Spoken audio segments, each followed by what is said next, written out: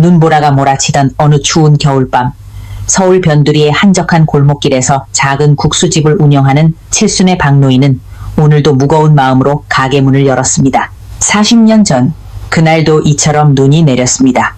시장통 한복판에서 잠시 손을 놓친 사이 연기처럼 사라져버린 5살 배기 딸 연희. 그날 이후 박노인의 시계는 멈춰버렸습니다. 평생을 자책과 회한 속에서 살아온 그에게 남은 것은 오직 딸이 좋아하던 잔치국수를 말아내며 언젠가 돌아올지도 모를 아이를 기다리는 일뿐이었습니다. 만약 우리 연희가 살아있다면 이 따뜻한 국수 한 그릇이 그리워 다시 찾아오지 않을까? 박노인은 매일 아침 가마솥에 불을 지피며 같은 기도를 올렸습니다.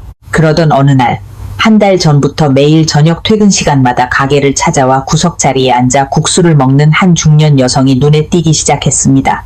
그녀는 항상 고개를 숙인 채 말없이 국수만 먹고 나갔지만 박노인은 왠지 모르게 그녀의 뒷모습에서 눈을 뗄 수 없었습니다.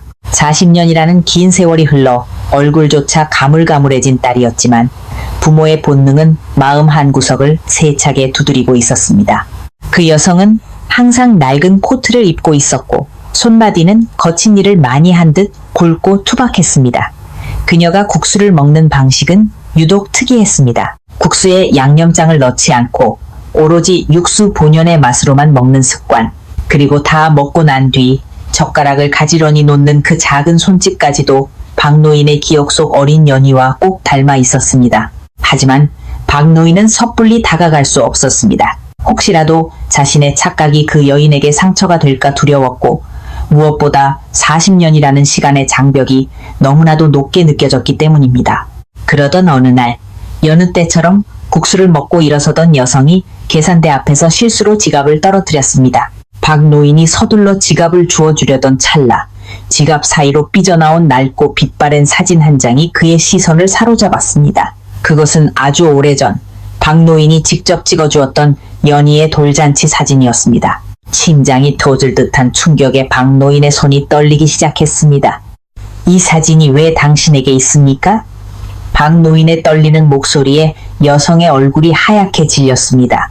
그녀의 눈동자에는 형언할 수 없는 두려움과 슬픔이 가득 차 있었습니다. 그녀는 대답 대신 서둘러 지갑을 낚아채듯 빼앗아 가게 밖으로 뛰쳐나갔습니다. 박노인은 굽은 허리로 그녀를 쫓아가려 했지만 매정한 겨울바람과 세월의 무게는 그의 다리를 붙잡았습니다. 어둠 속으로 사라지는 그녀의 뒷모습을 보며 박노인은 확신했습니다. 저 여인이 바로 내가 그토록 찾아 헤매던 연희라는 것을. 하지만 왜 그녀는 아버지를 눈앞에 두고도 도망쳐야만 했을까요? 왜 40년 만에 나타나 매일 국수만 먹고 사라졌던 것일까요? 박노인은 그날 밤 단 한숨도 자지 못한 채 가게 바닥에 앉아 뜨거운 눈물을 흘렸습니다. 다음 날부터 그녀는 나타나지 않았습니다. 하루, 이틀, 일주일이 지나도록 그녀의 빈자리는 차가운 공기만이 감돌았습니다. 박노인은 절망했습니다. 혹시 자신이 너무 성급했던 것은 아닌지, 아니면 그녀에게 말 못할 고통스러운 사연이 있는 것인지 온갖 추측이 머릿속을 어지럽혔습니다. 그러던 중 박노인은 그녀가 마지막으로 앉았던 자리 밑에서 작은 종이 조각 하나를 발견했습니다. 그것은 어느 요양병원의 영수증이었고 거기에는 박노인이 평생 잊지 못할 또 다른 이름이 적혀 있었습니다. 그 이름은 바로 박노인의 아내이자 딸을 잃어버린 충격으로 정신을 놓아버린 채 오래전 세상을 떠난 것으로 알려졌던 아내의 이름이었습니다. 어떻게 된 일일까요? 죽은 줄로만 알았던 아내의 이름이 왜 이 여인의 소지품에서 나온 것일까요?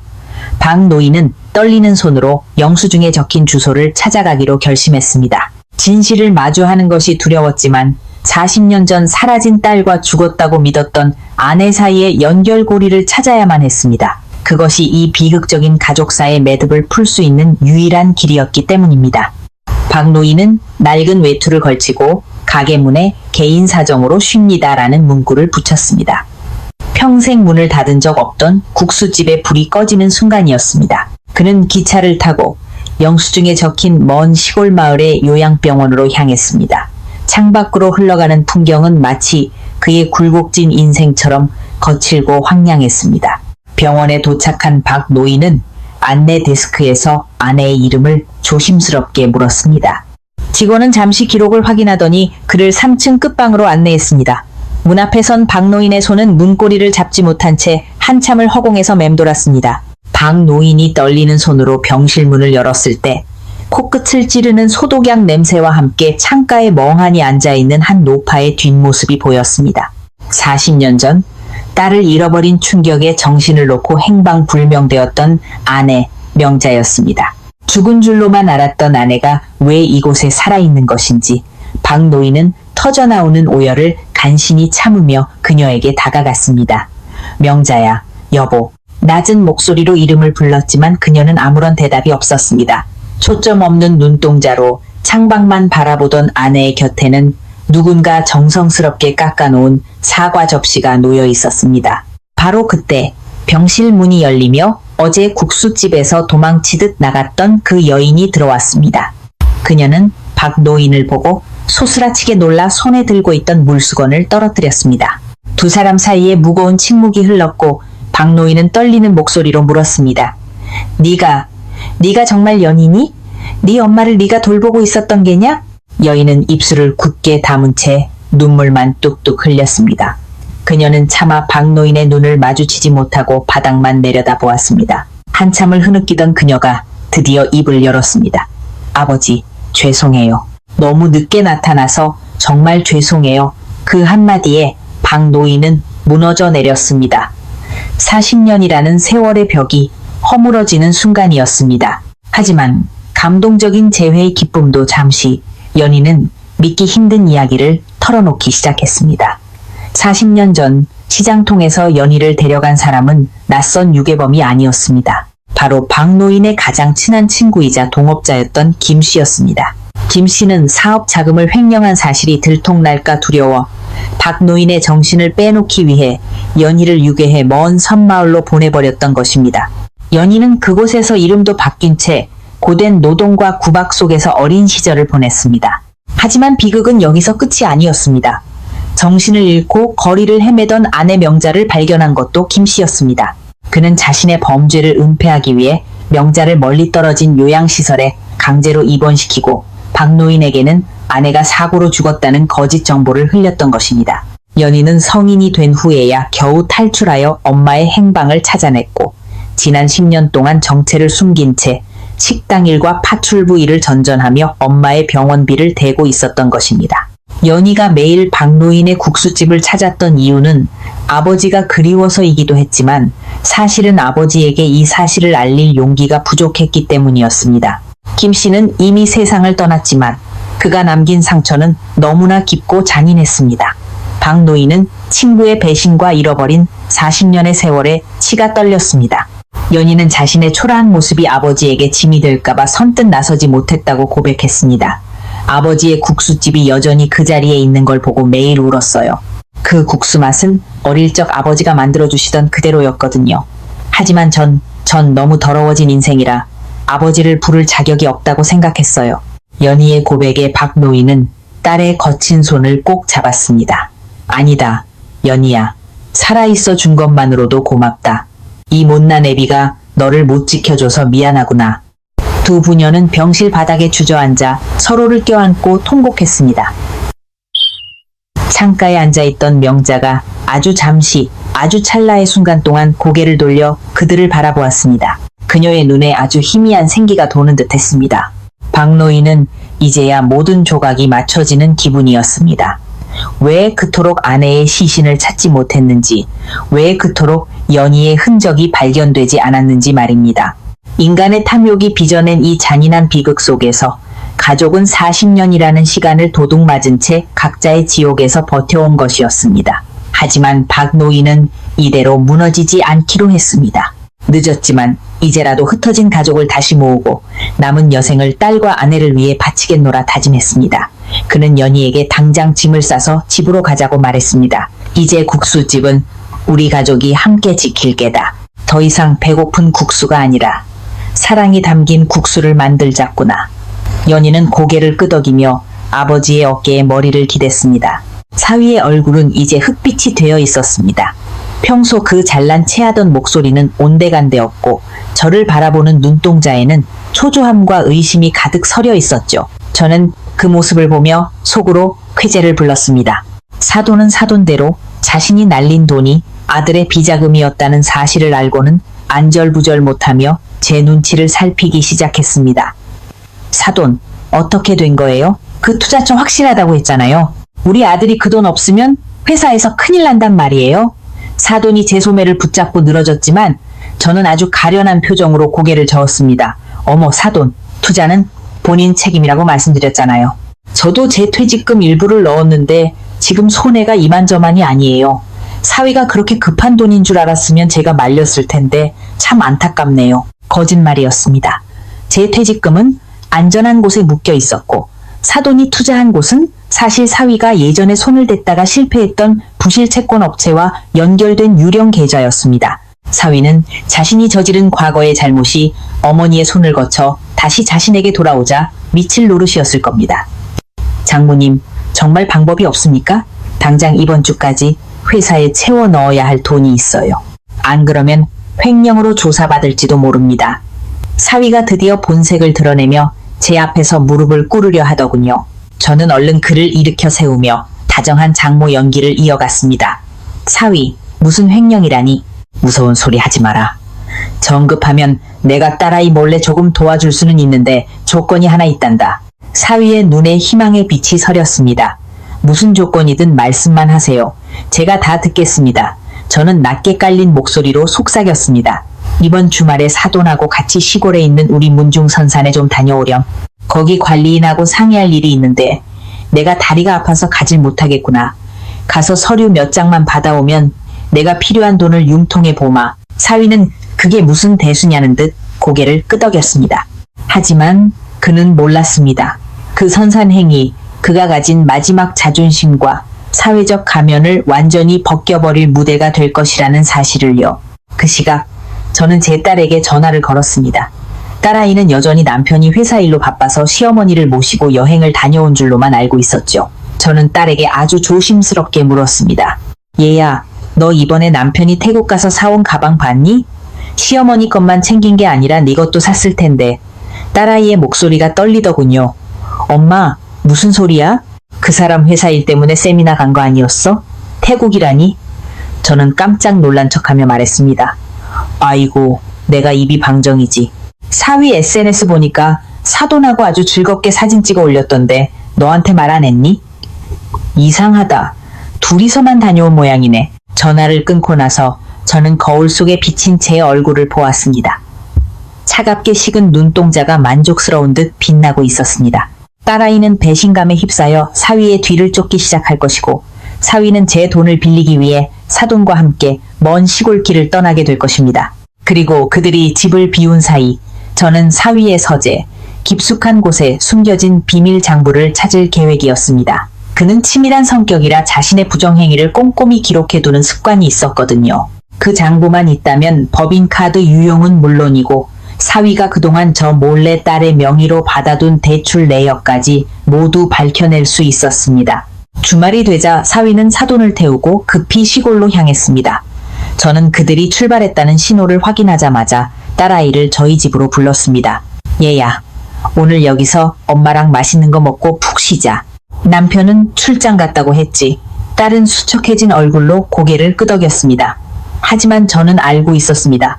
딸이 이미 사위의 차 블랙박스를 확인했다는 것을요. 딸의 눈에는 이미 도끼가 서려 있었습니다. 엄마, 나 다 알았어. 그 사람 나 속이고 어머니랑 놀러 다닌 거 그리고 우리 전세 자금에서 돈 뺏은 것도 딸이 울음을 터뜨렸습니다. 저는 딸을 꼭 안아주며 말했습니다. 걱정 마라. 엄마가 다 해결해 줄게. 너는 그저 지켜만 보렴. 여러분, 이제 판이 거의 다 짜였습니다. 사위는 시골 선산에서 아무것도 얻지 못한 채 헛걸음을 하게 될 것이고 돌아오는 길에 자신의 모든 비밀이 탄로났다는 사실을 알게 될 것입니다. 그런데 여기서 돌발 변수가 하나 생겼습니다. 사돈이 시골에서 길을 잃고 사고를 당했다는 연락이 온 것이죠. 과연 이것도 제 계획의 일부였을까요? 아니면 하늘이 내린 천벌이었을까요? 여러분, 사위가 사고 소식을 듣고 가장 먼저 챙긴 것이 무엇이었을 것 같나요? 자신의 어머니였을까요? 아니면 제가 빌려주기로 한 돈이었을까요? 인간의 욕심은 끝이 없다는데 여러분이 생각하는 최악의 시나리오는 무엇인가요? 다음 장에서 사위의 진짜 추악한 모습이 공개됩니다. 놓치지 마세요. 박 노인은 요양병원 원장을 찾아가 아내 명자를 퇴원시키겠다고 강하게 요구했습니다. 하지만 병원 측은 보호자 등록이 김 씨의 이름으로 되어 있다며 절차상의 이유를 들어 난색을 표했습니다. 이미 세상을 떠난 배신자 김 씨가 죽어서도 가족의 재회를 가로막고 있다는 사실에 박 노인은 피가 거꾸로 솟는 기분이었습니다. 내 아내를 내가 데려가겠다는데 무슨 절차가 필요하단 말이오? 40년을 생이별하며 살아온 우리 가족의 고통을 당신들이 알기나 해.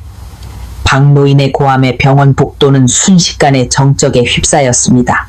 연희는 울먹이며 아버지를 만류했지만 박 노인의 눈에는 서슬퍼런 결기가 서려 있었습니다. 그는 평생 모은 전 재산이 든 통장을 꺼내 보이며 어떤 비용이 들어도 상관없으니 당장 아내를 내어달라고 호소했습니다. 결국 연희가 그동안 몰래 모아두었던 김 씨의 자필 편지와 과거의 기록들을 증거로 제시하며 병원 측의 마음을 돌릴 수 있었습니다. 김 씨는 죽기 직전 자신의 죄책감을 씻으려는 듯 연희에게 아내 명자의 소재지와 과거의 행적을 담은 짧은 참회록을 남겼던 것입니다. 연희는 그 편지를 읽을 때마다 피눈물을 흘렸지만 아버지가 받을 충격을 걱정해 차마 전하지 못하고 품어왔던 것이었습니다. 박 노인은 친구의 비겁한 참회록을 읽으며 손을 부들부들 떨었습니다. 미안하다는 말 한마디로 이 세월이 보상될 줄 알았더냐. 이 악마 같은 놈아. 박 노인은 허공에 대고 울분을 토해냈습니다. 하지만 지금 중요한 것은 복수가 아니라 아내를 따뜻한 집으로 모셔가는 일이었습니다. 며칠 뒤 드디어 명자를 태운 구급차가 박 노인의 작은 국수집 앞에 멈춰섰습니다. 40년 만에 돌아온 집이었지만 명자는 여전히 초점 없는 눈으로 주변을 두리번거릴 뿐이었습니다. 박 노인은 아내의 휠체어를 밀며 가게 구석구석을 보여주었습니다. 여보, 기억나? 우리가 여기서 처음 국수 장사를 시작했잖아. 당신이 육수를 내고 내가 면을 삶던 그 자리야. 박 노인의 간절한 목소리에도 명자는 묵묵부답이었습니다. 연희는 어머니의 마른 손을 잡고 조용히 눈물을 닦아냈습니다. 동네 사람들은 하나둘 모여들어 이 기적 같은 이야기를 속삭였습니다. 난 죽은 줄 알았던 아내와 유괴되었던 딸이 돌아왔다는 소식은 순식간에 온 마을에 퍼져나갔습니다. 하지만 현실은 녹록지 않았습니다. 명자는 낯선 환경에 적응하지 못하고 밤마다 발작을 일으키며 울부짖었습니다.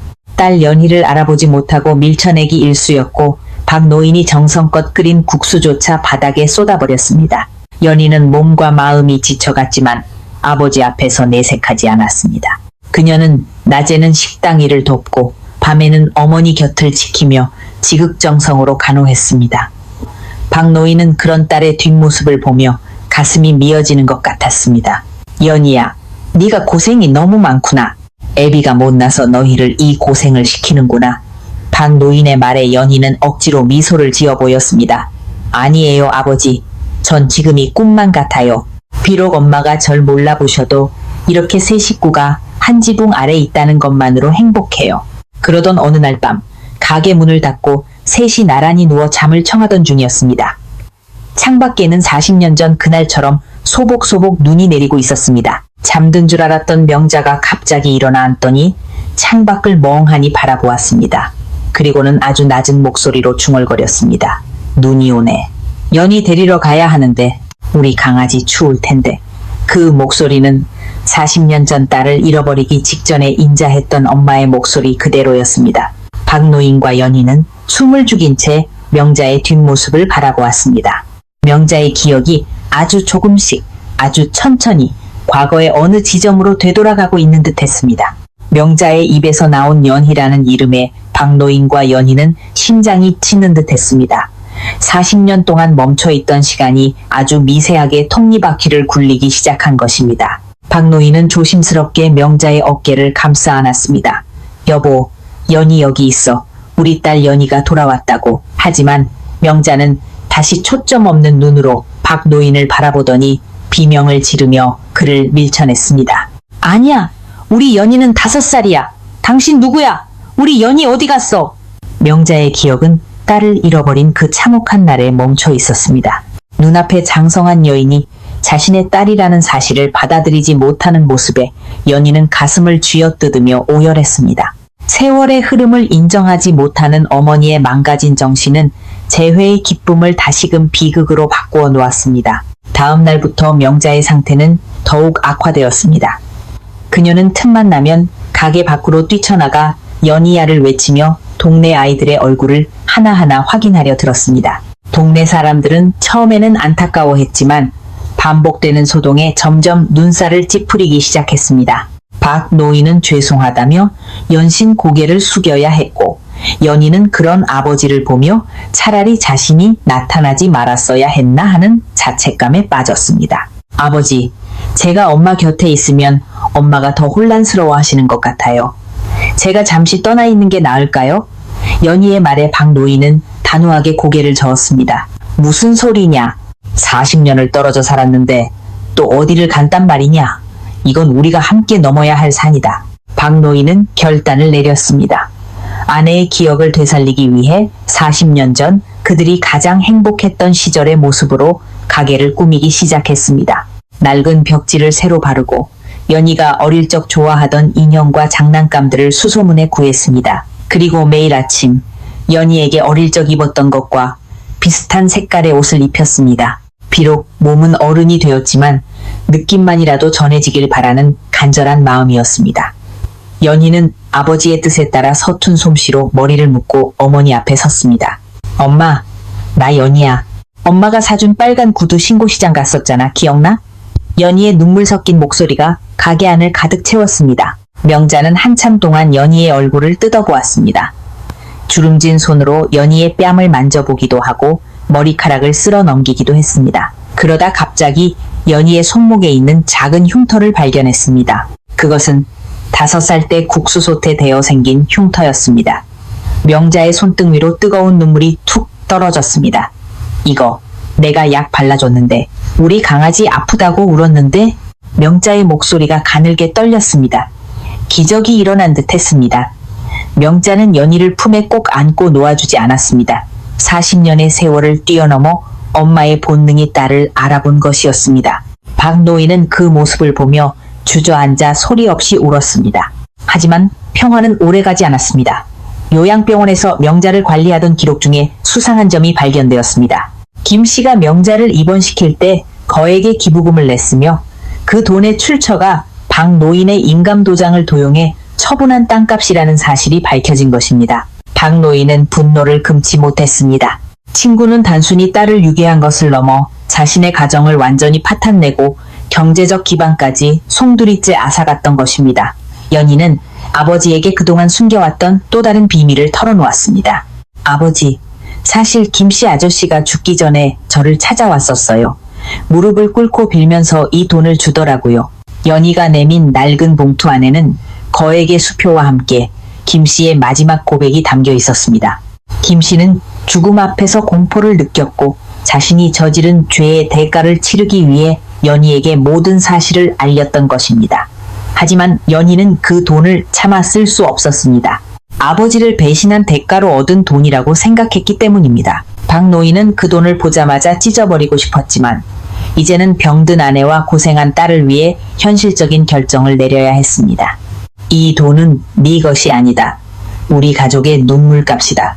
이걸로 네 엄마 치료도 하고 우리 다시 시작하자. 박 노인은 눈물을 닦으며 말했습니다. 가족은 그렇게 서로의 상처를 보듬으며 조금씩 앞으로 나아가고 있었습니다. 그러나 비극의 그림자는 아직 완전히 걷히지 않았습니다. 박 노인의 국수집은 다시 활기를 찾기 시작했습니다. 명자의 기억이 온전히 돌아온 것은 아니었지만 딸 연희의 손길만큼은 거부하지 않게 되었습니다. 연희는 매일 아침 어머니의 머리를 정성스럽게 빗겨주고 아버지가 삶아낸 쫄깃한 면발에 따뜻한 육수를 부어 어머니의 입에 넣어드렸습니다. 명자는 가끔 먼 산을 보며 연희가 참 많이 컸네라고 혼잣말을 하곤 했습니다. 그럴 때마다 박 노인과 연희는 서로를 바라보며 조용히 미소 지었습니다. 40년이라는 공백을 메우기에는 턱없이 부족한 시간이었지만 세 식구가 한 식탁에 앉아 밥을 먹는 것만으로도 박노인은 세상을 다 얻은 기분이었습니다. 하지만 마을 사람들 사이에서는 수군거림이 멈추지 않았습니다. 40년 만에 나타난 딸과 죽은 줄 알았던 아내의 등장은 호기심 많은 이들에게 좋은 안떼거리였습니다. 특히 김 씨의 유족들이 이 소식을 듣고 가게를 찾아오기 시작하면서 평화는 깨지기 시작했습니다. 김 씨의 아들들은 아버지가 남긴 유산, 즉 박노인의 땅을 가로채 만든 자금의 일부가 연희에게 전달되었다는 사실을 알고 분노했습니다. 우리 아버지가 노망이 나서 준 돈이니 당장 내놓으시오. 증거도 없는 옛날 일을 들먹이며 우리 집안을 망신주려 하다니 가만두지 않겠소. 그들은 가게 앞에 진을 치고 행패를 부리기 시작했습니다. 박노인은 자식 같은 조카들이라고 생각했던 김 씨의 아들들이 보여주는 탐욕에 치가 떨렸습니다.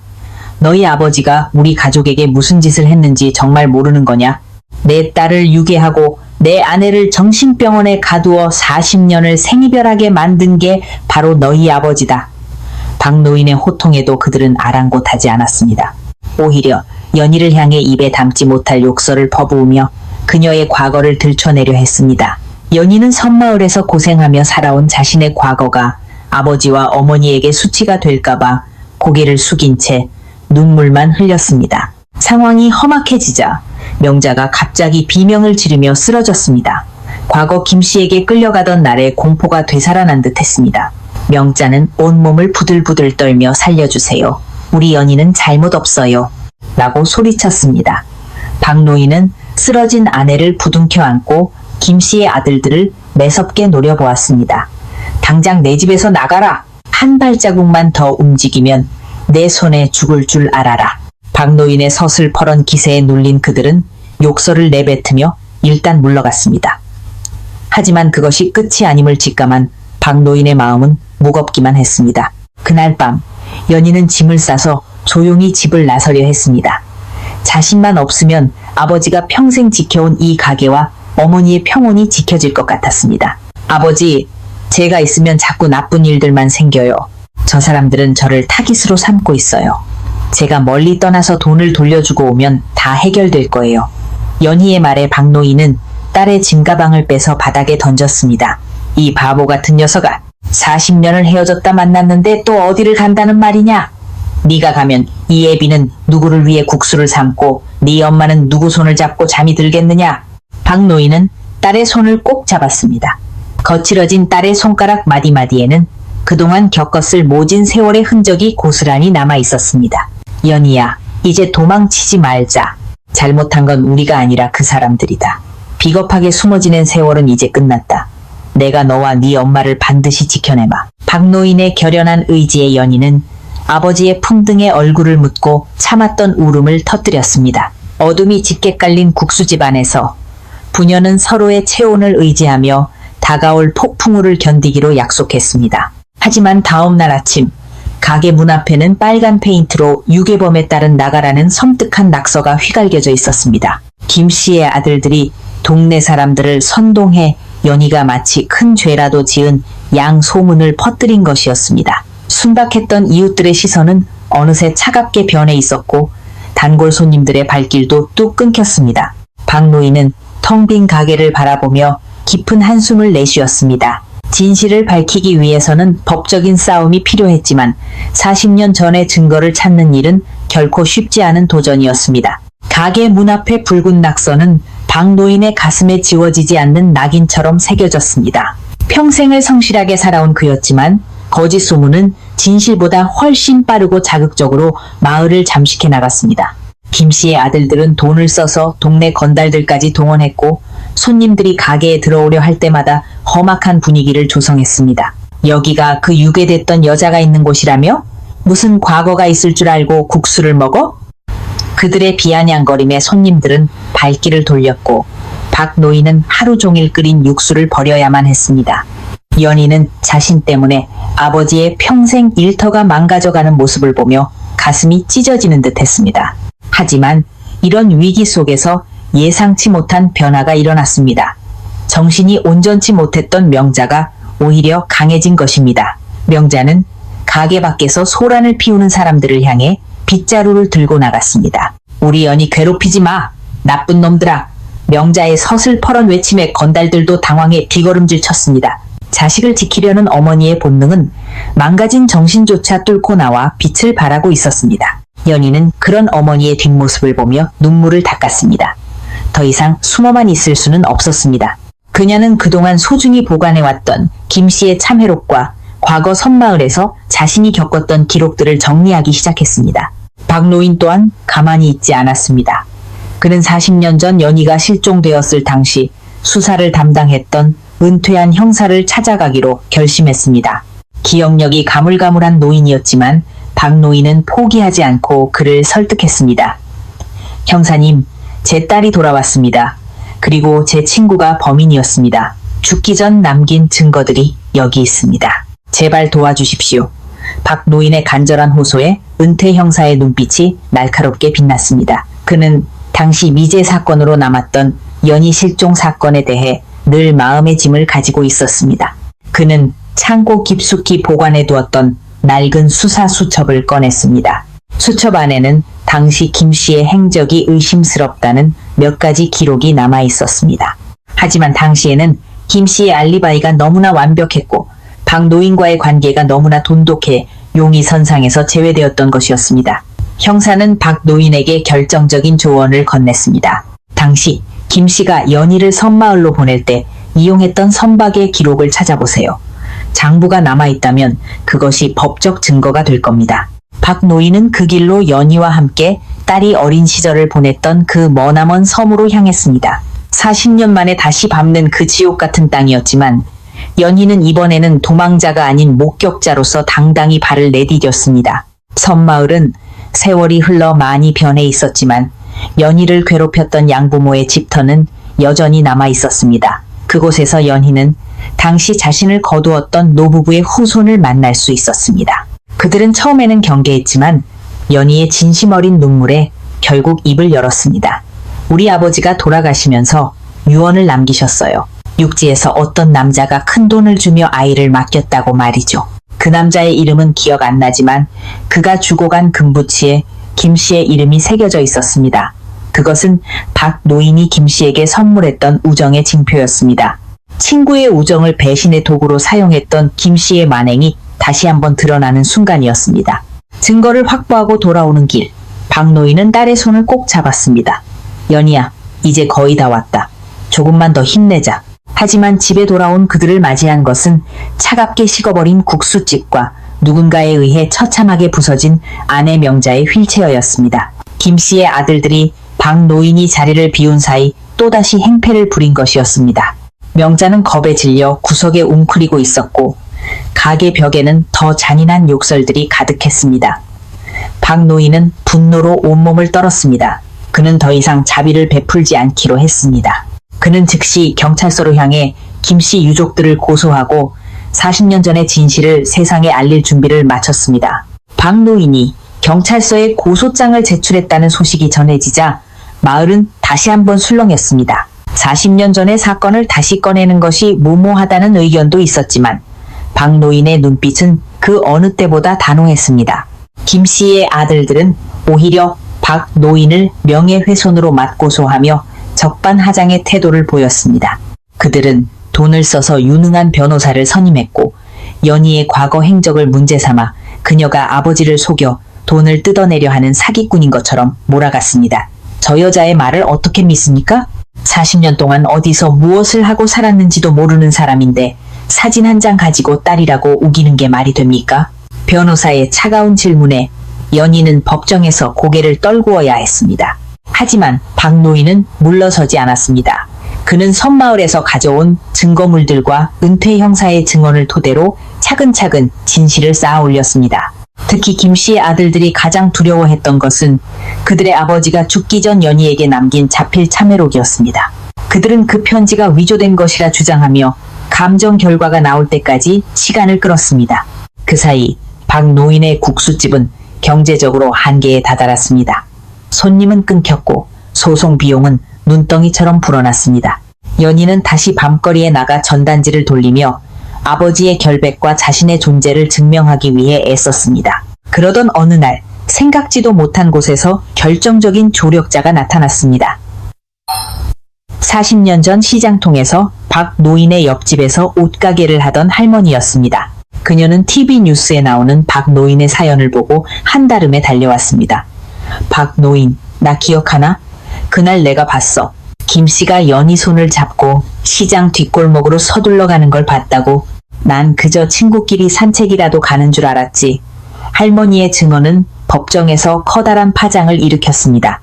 너무 오랜 시간이 흘러 기억이 흐릿할 법도 했지만 할머니는 그날 김씨가 입었던 옷과 연희가 울먹이던 표정까지 생생하게 기억하고 있었습니다. 김씨 유족 측은 당황하기 시작했습니다. 그들은 할머니의 증언을 신빙성 없다고 깎아내리려 했지만 뒤이어 터진 국립과학수사연구원의 감정 결과는 챗기를 박았습니다. 연희가 가지고 있던 참외록의 필적은 생전 김씨의 것과 99% 일치한다는 결과가 나온 것입니다. 이제 여론은 박 노인의 편으로 돌아섰습니다. 사람들은 40년 전 친구에게 배신당하고 딸을 잃은 채 살아온 박 노인의 인생에 눈물을 흘렸습니다. 가게 앞을 가득 메웠던 붉은 낙서 대신 누군가 몰래 두고 간 응원 꽃다발과 따뜻한 쪽지들이 붙기 시작했습니다. 하지만 궁지에 몰린 쥐가 고양이를 무는 법이었습니다. 김씨의 아들 중 한 명이 술에 취해 박 노인의 가게로 차를 몰고 돌진하는 끔찍한 사건이 발생했습니다. 쾅하는 굉음과 함께 가게 유리창이 박살났고 마침 주방에서 육수를 끓이던 박 노인이 파편에 맞아 쓰러졌습니다. 명자는 비명을 지르며 남편에게 달려갔고 연희는 공포에 질려 경찰에 신고했습니다. 다행히 생명에는 지장이 없었지만 박 노인은 다리를 크게 다쳐 한동안 거동이 불편해졌습니다. 이 사건은 역설적으로 김씨 유족들의 잔인함을 세상에 널리 알리는 계기가 되었습니다. 병원 침대에 누워있는 박 노인의 손을 잡으며 연희는 말했습니다. 아버지, 이제 그만하면 됐어요. 우리 그냥 조용히 살아요. 더 이상 다치시는 거 못 보겠어요. 하지만 박 노인은 아픈 다리를 이끌고 일어나 앉았습니다. 아니다, 연희야. 이건 단순히 돈이나 복수의 문제가 아니다. 잃어버린 우리 가족의 40년을 되찾는 일이다. 네가 진짜 연희라는 사실을, 내 아내가 죽지 않았다는 사실을 세상 앞에 똑똑히 보여줘야 한다.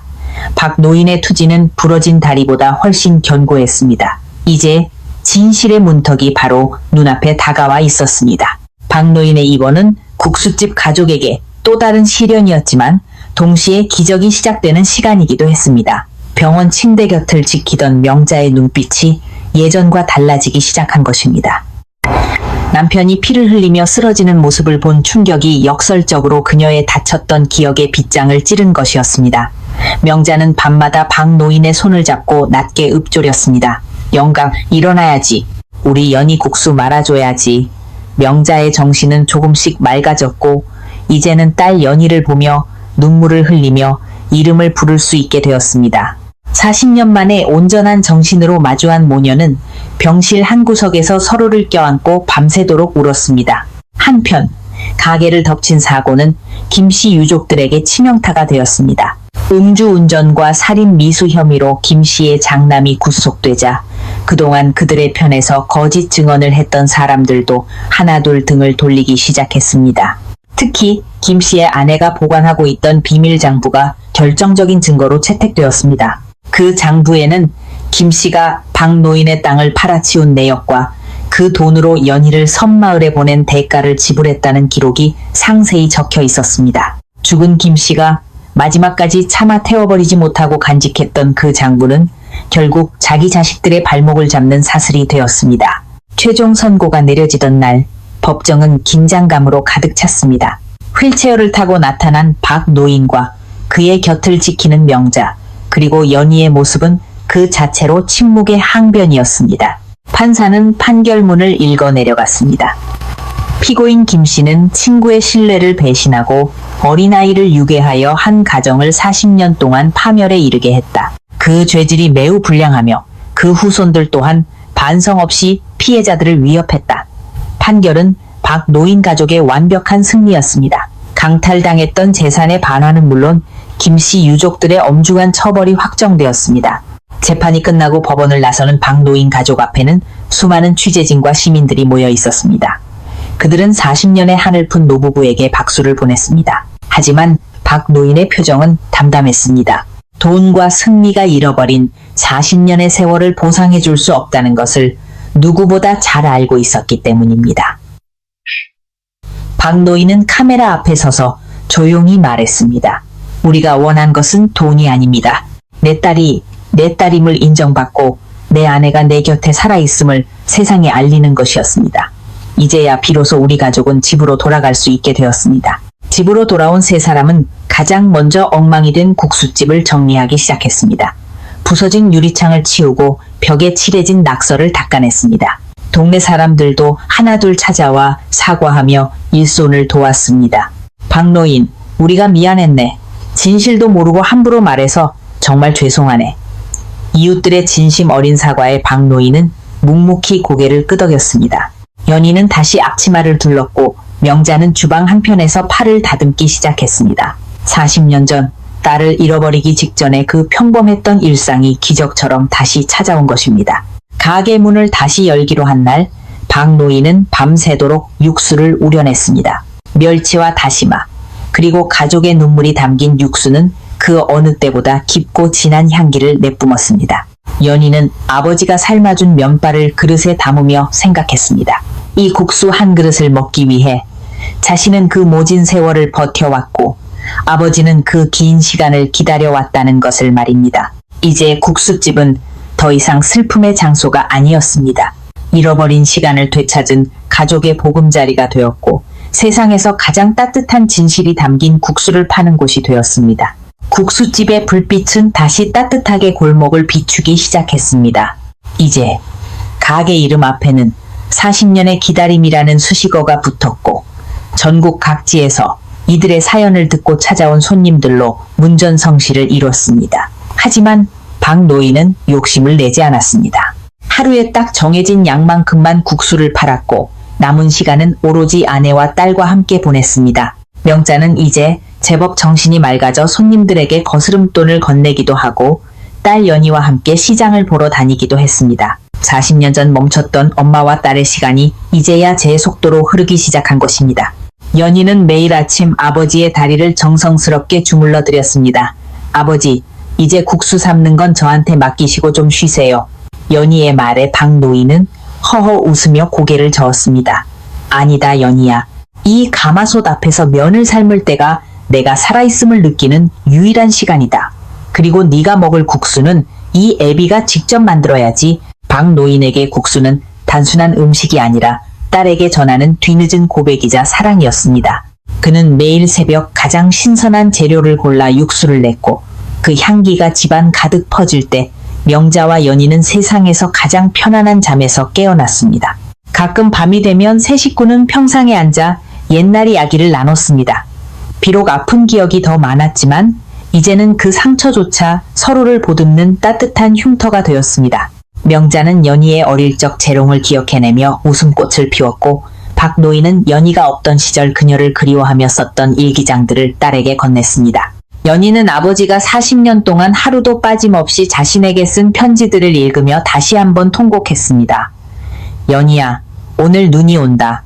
내가 좋아하던 눈인데 어디서 이 눈을 막고 있니? 이 애비가 미안하다. 빛바랜 종이 위에 번진 눈물 자국은 아버지가 견뎌온 세월의 무게를 고스란히 보여주었습니다. 하지만 행복한 시간 속에서도 세월의 그림자는 소리 없이 다가왔습니다. 박 노인의 기력이 눈에 띄게 약해지기 시작한 것입니다. 평생을 긴장과 슬픔 속에서 살아온 탓에 가족을 되찾았다는 안도감이 찾아오자 그동안 억눌려왔던 병마가 한꺼번에 터져나온 모양이었습니다. 박 노인은 자신이 떠날 날이 멀지 않았음을 직감했습니다. 그는 연희를 조용히 불러 가게의 소유권과 통장을 건넸습니다. 연희야, 이 국수집은 내 엄마와 내가 너에게 주는 선물이다. 여기서 사람들에게 따뜻함을 나눠주며 살 거라. 그리고 내 엄마, 끝까지 잘 부탁한다. 연희는 아버지의 마른 손을 잡고 고개를 저었습니다. 아버지, 그런 말씀 마세요. 이제 겨우 같이 살게 됐는데 어디를 가신다고 그러세요. 연희의 눈물에 박노인은 인자한 미소를 지었습니다. 죽음은 헤어짐이 아니란다.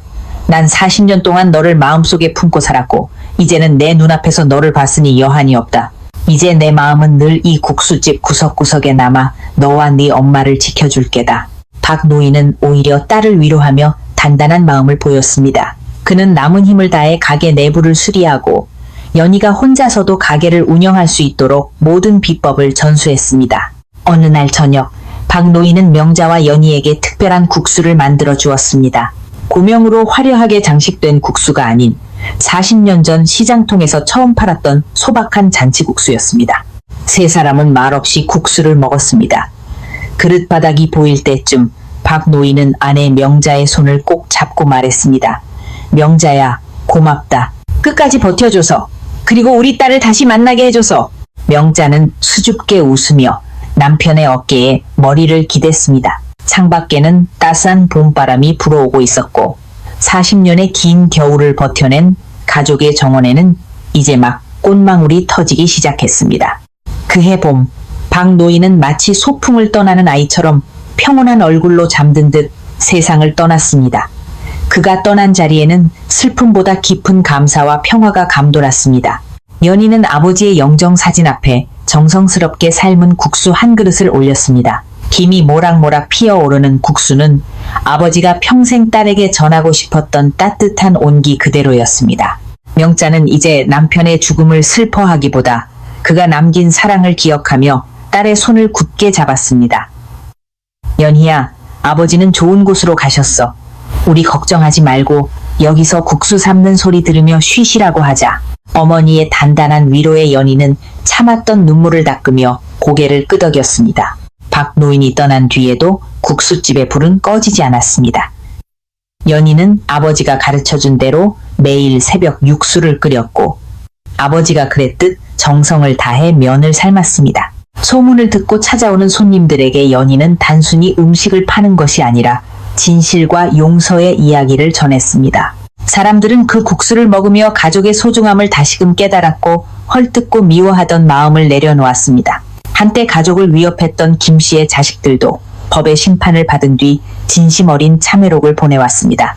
연희는 그 편지를 태우며 마침내 과거의 모든 원망으로부터 자유로워졌습니다. 어느덧 시간이 흘러 국수집 마당에는 아버지가 심어놓은 매화나무가 활짝 꽃을 피웠습니다. 연희는 가끔 가게 구석자리에 앉아 국수를 먹는 손님들을 바라보며 40년 전 자신이 이곳을 찾았던 그날을 떠올립니다. 만약 아버지가 포기했더라면, 만약 자신이 용기를 내지 않았더라면 결코 맞이하지 못했을 평범하고도 위대한 일상입니다. 이제 연희는 압니다. 진실은 가려질 수 있어도 사라지지 않으며 사랑은 시간을 이기고 반드시 돌아온다는 것을 말입니다. 그녀는 오늘도 펄펄 끓는 솥 앞에서 환하게 웃으며 손님을 맞이합니다. 어서 오세요. 따뜻한 국수 한 그릇 드시고 가세요. 박 노인의 국수집은 이제 동네의 상징이 되었습니다. 사람들은 그곳을 기적의 집이라 부르기도 하고 진실의 식당이라 부르기도 합니다. 하지만 연희에게 이곳은 영원히 아버지의 품입니다. 가게 벽면 한 구석에는 박 노인과 명자 그리고 어린 연희가 함께 찍은 빛바랜 사진 한 장이 걸려 있습니다. 40년의 세월을 돌아 마침내 완성된 가족의 초상화입니다. 비극은 끝났고 이제 남은 것은 그들이 나누지 못한 수많은 이야기와 매일 아침 피어오르는 따뜻한 국수의 향기뿐입니다. 박 노인의 영혼은 아마도 그 육수 향기를 타고 여전히 사랑하는 아내와 딸 곁을 맴돌고 있을 것입니다. 우리는 살아가며 많은 것을 잃어버리고 때로는 소중한 사람을 원망하기도 합니다. 하지만 이 가족의 이야기가 우리에게 말해주는 것은 단 하나입니다. 포기하지 않는 간절함이 있다면 잃어버린 시간조차 결국 사랑으로 되돌려 받을 수 있다는 진리입니다. 40년의 어둠을 뚫고 피어난 이 기적 같은 이야기가 오늘을 살아가는 여러분의 마음에 작은 위로와 희망의 불씨가 되었기를 바랍니다. 가장 늦었다고 생각할 때가 가장 빠른 재회의 순간일지도 모릅니다. 여러분의 곁에 있는 소중한 사람들의 손을 한 번 더 꼭 잡아주는 하루가 되시길 진심으로 응원합니다.